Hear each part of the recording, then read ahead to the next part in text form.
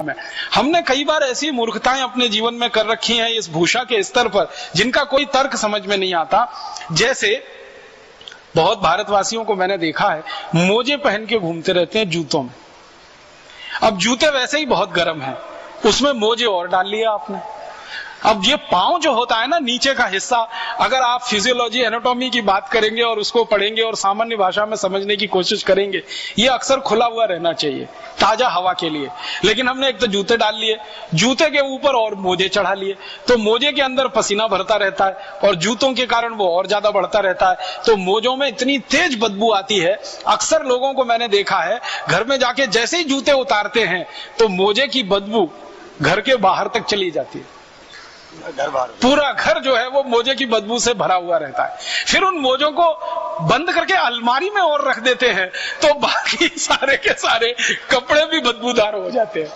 अब उन लोगों को कहो कि भाई ये मोजे की जरूरत भारत में नहीं है, ये यूरोप में है, इंग्लैंड में है, कनाडा में है, अमेरिका में है, क्योंकि बर्फ पड़ती है।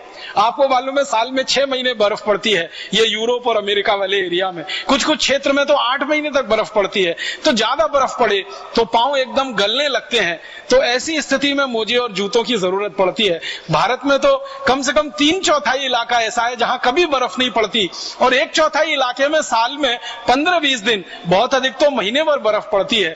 तो उतने दिन के लिए अगर वो लोग मोजे पहने जो 1/4 इलाका भारत का बर्फ वाला है, उनको ही बात तो समझ में आती है।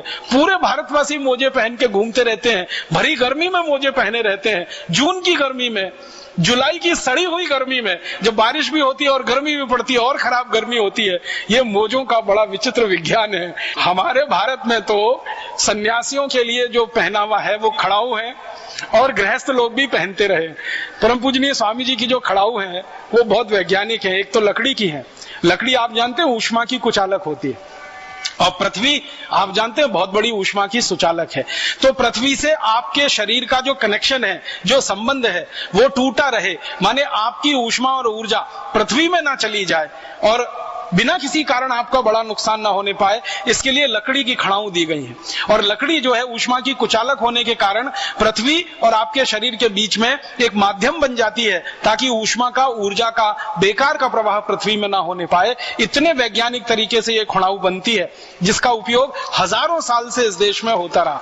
हमने वो खड़ाऊ छोड़ दी और उस खड़ाऊ को छोड़कर यूरोप और अमेरिका की नकल करने वाले जूते खरीद लिए, और उन जूतों में फंस गए मोजे, और मोजे में फंस गई बदबू, और बदबू में फंस गया पूरा घर और परिवार जो परेशान होता रहता है। हमारे देश में भगवान श्री राम का कहानी देखें, भगवान श्री कृष्ण का देखें, ये सब खड़ाऊ पहनने वाले लोग थे।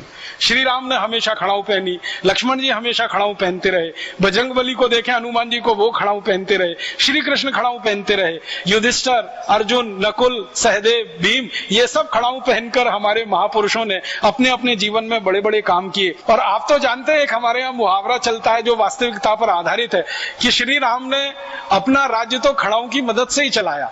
भगवान श्री राम तो गए नहीं गद्दी पर, कुर्सी पर बैठने के लिए, उनकी खड़ाऊ रखी रहती थी कुर्सी और गद्दी पर, उसके द्वारा राज्य चलाया जाता था। तो खड़ाऊ बहुत महत्व की चीज है हमारे देश में। जो खड़ाऊ 14 वर्षों तक किसी राज्य का संचालन कर सकती है और राम राज्य का संचालन कर सकती है। साधारण राज्य नहीं, राम राज्य। राम राज्य में जहां कोई दुखी नहीं है, कोई गरीब नहीं है, कोई भुखमरी का शिकार नहीं है, कोई बेरोजगार नहीं है, जहां अतिवृष्टि नहीं है, जहां अनावृष्टि नहीं है, माने जीवन का कोई दुखी नहीं है, ऐसा राज्य राम राज्य। और वो खड़ाऊ के द्वारा संचालित हुआ हो 14 वर्ष, तो अंदाजा लगा लीजिए खड़ाऊ का कितना बड़ा महत्व रहा होगा इस देश में। और भरत जो श्री राम के अनुज छोटे भाई, जब उनको बुलाने के लिए गए वन में, तो श्री राम ने कहा कि मेरी खड़ाऊ ले जाओ। तो बहुत हर्ष के साथ, खुशी के साथ भरत उन खड़ाऊ को अपने सिर पर रखकर राम राज्य तक लेके आए, माने अयोध्या तक लेके आए। खड़ाऊओं का स्थान सिर में रहा है, हमने अब वो जूते को देना शुरू कर दिया है।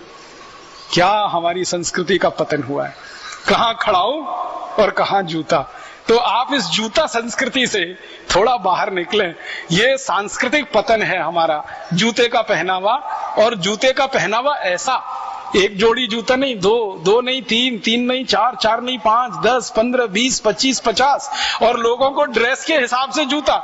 हम शायद इस उम्मीद में, इस कल्पना में इसको धारण किए रहते हैं कि इससे हमारा कोई स्टेटस सिंबल बढ़ता है। वो मूर्खता बढ़ती है।